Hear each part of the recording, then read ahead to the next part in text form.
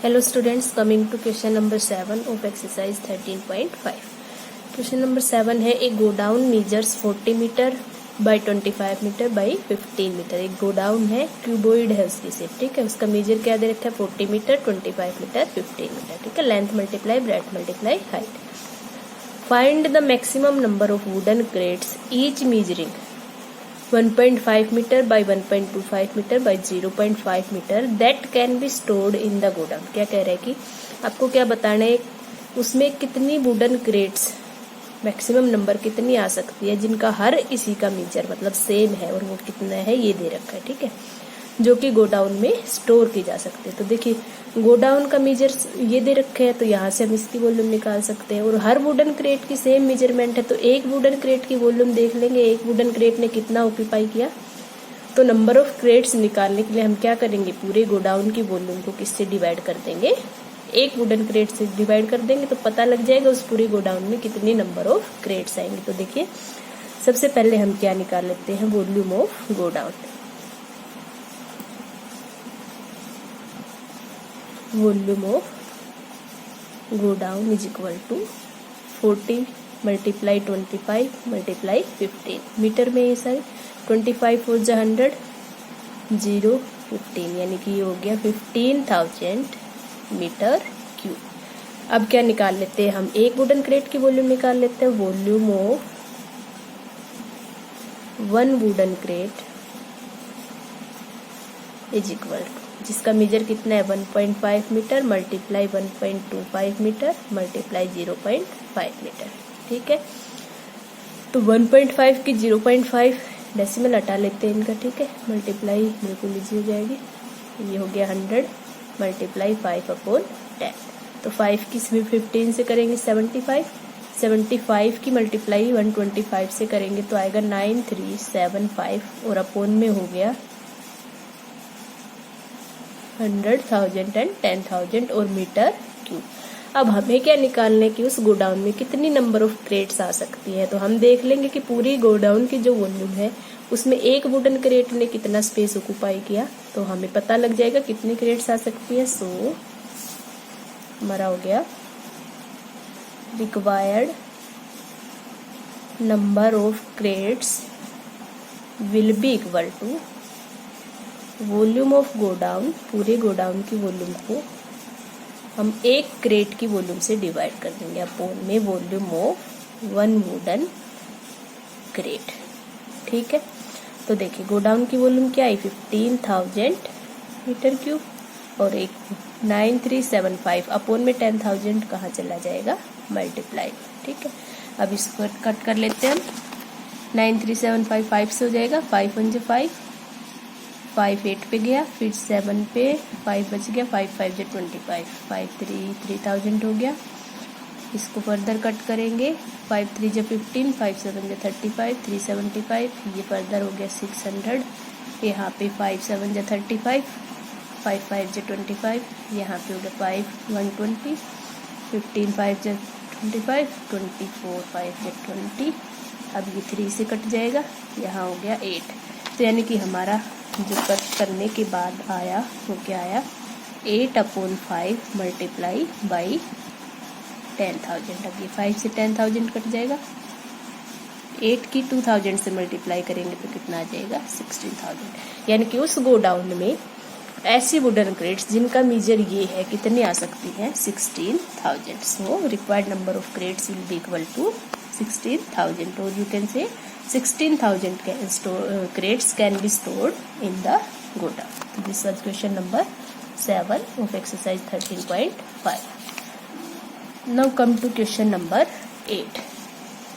Question number 8 है a solid cube of side 12 centimeter is cut into 8 cubes of equal volume. क्या कह रहे हैं कि एक solid cube है जिसकी साइड कितनी है 12 सेंटीमीटर, उसको कट किया जाता है 8 क्यूब्स जिनकी वॉल्यूम बराबर है। यानी कि एक बड़ी सी क्यूब है उसको 8 क्यूब्स जो कि बराबर वॉल्यूम की है, बराबर क्यूब्स में उसको कट किए जाते हैं छोटे छोटे पीसेज, वो भी कितने 8।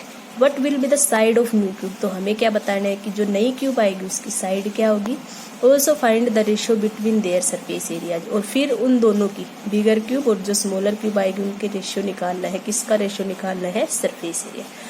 तो सबसे पहले देखिए सरफेस एरिया निकालने के लिए हमें क्या चाहिए, वो साइड चाहिए। साइड चाहिए, बड़ी वाली की तो दे रखी है, छोटी वाली की हमें निकालनी पड़ेगी। वो कैसे निकलेगी, देखिए बड़ी क्यूब की साइड है 12 सेंटीमीटर, तो इसका जो वॉल्यूम है वो उन 8 क्यूब्स के वॉल्यूम के बराबर होगा। तो हम पुट कर देंगे 8 into volume of 1 small cube.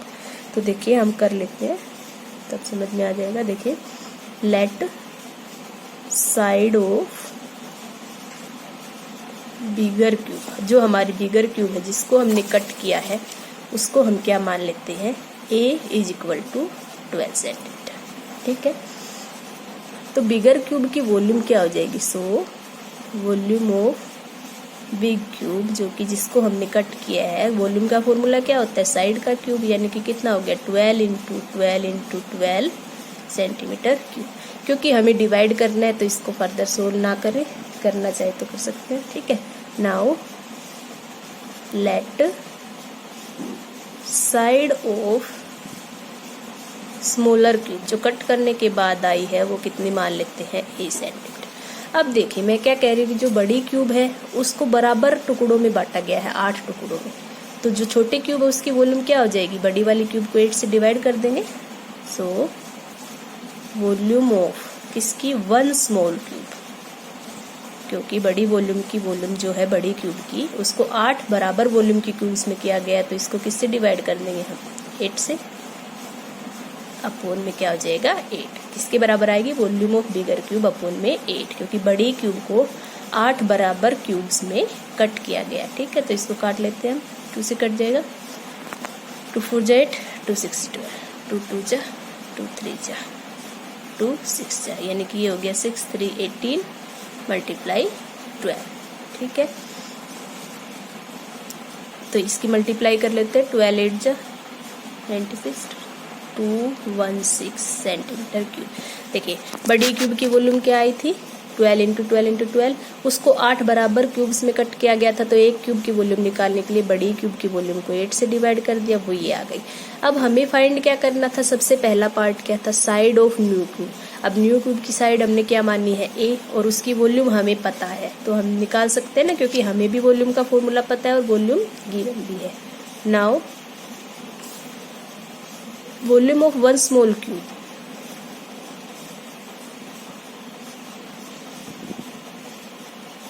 Is equal to 216। This implies side क्या है इसकी, a माननी है हमने, तो a क्यूब को किसके बराबर होना पड़ेगा, 216 के बराबर।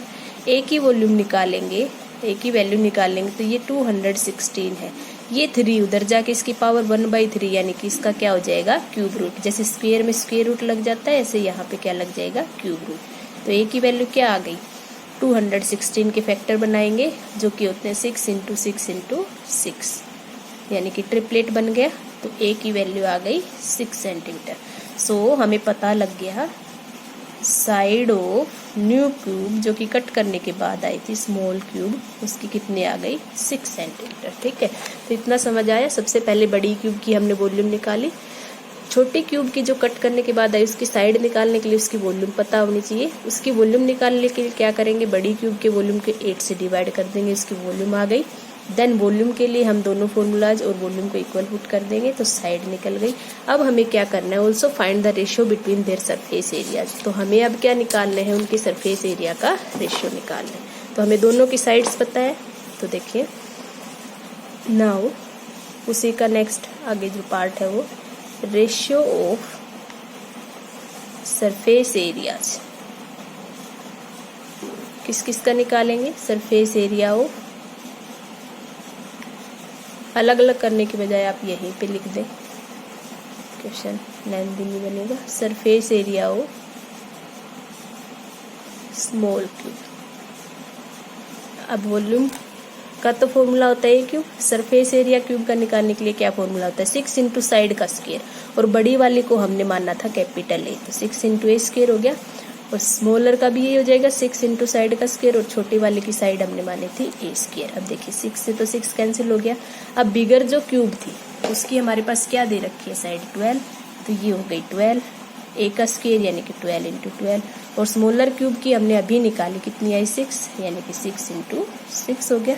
ठीक है, तो ये देखिए 6 से कट गया 12 2 पे, यानी कि क्या आ गया 4/1। सो जो हमारा रिक्वायर्ड रेशियो है वो कितना आ गया उनके सरफेस एरिया का 4:1। So this was question number 8 of exercise 13.5। Now let's come to question number 9। Question number 9 जो है आपका वो है a river 3 metre deep and 40 metre wide.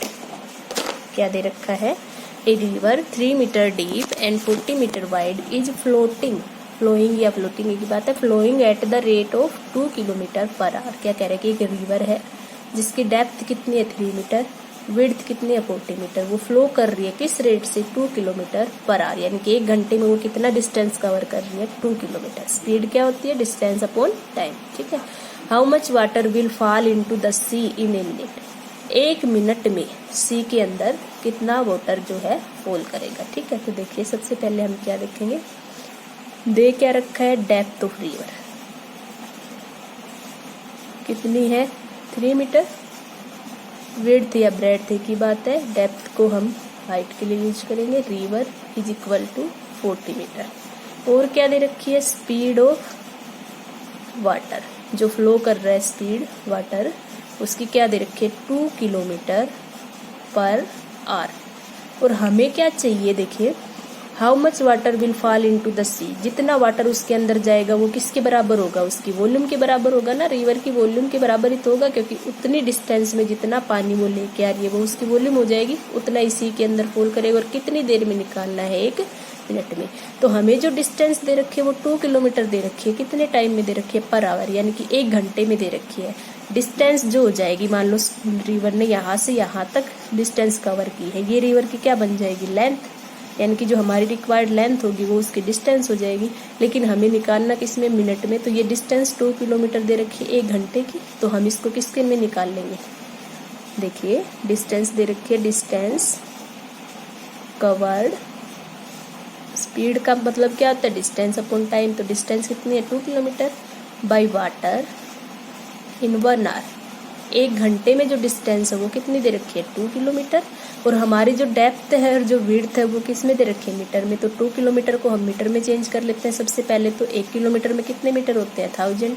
तो यानी कि ये डिस्टेंस 1 घंटे में कितनी कवर हुई 2000 मीटर।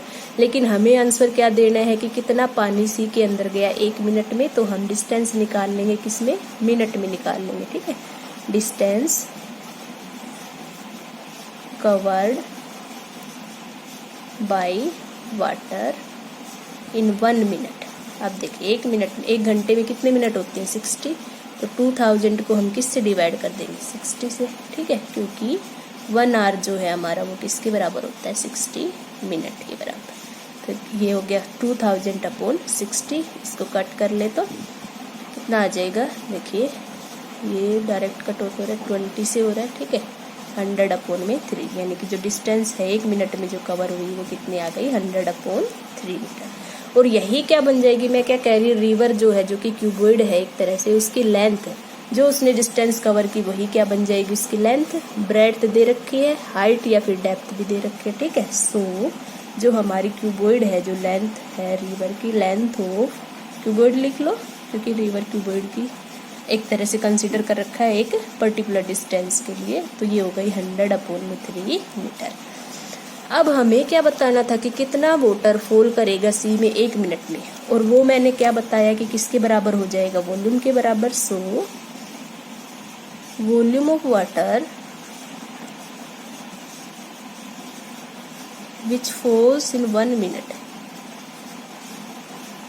1 मिनट में जितना पानी जाएगा वो किसके बराबर होएगा, will be equal to volume of cuboid, जो कि रिवर की वॉल्यूम हो जाएगी। वो कितनी हो जाएगी, length multiply breadth multiply height. ठीक है। हमारे कितने आई है, लेंथ तो जो डिस्टेंस कवर है वो हो जाएगी 100/3, ब्रेड्थ यानी कि विड्थ, हाइट यानी कि डेप्थ। 3 से 3 कट गया, ये हो गया 4000 मीटर क्यूब, यानी कि कितना पानी उसमें फॉल करेगा सी में। So 4000 metre cube of water will fall in the sea in a minute. तो सिंपल क्वेश्चन था, बस स्पीड दे रखी, तो यहाँ से आपको डिस्टेंस लेनी है। 1 आवर में 1 मिनट में पूछा है, तो ये ध्यान रखना पड़ेगा कि 1 मिनट में पूछा है, तो हमें जो डिस्टेंस कवर्ड है वो 1 मिनट में लेनी पड़ेगी। और जो डिस्टेंस मान लीजिए रिवर ने यहाँ से यहाँ तक की कवर की, तो ये इसकी लेंथ बन गई, तो वो उसकी लेंथ बन जाएगी। ब्रेड्थ और हाइट या डेप्थ आपको गिवन है, वहाँ से वॉल्यूम निकाल लेंगे। जितनी उसकी वॉल्यूम होगी उतना ही पानी सी में फॉल करेगा। सो दिस वाज क्वेश्चन नंबर 9, जो कि लास्ट क्वेश्चन था आपकी एक्सरसाइज 13.5।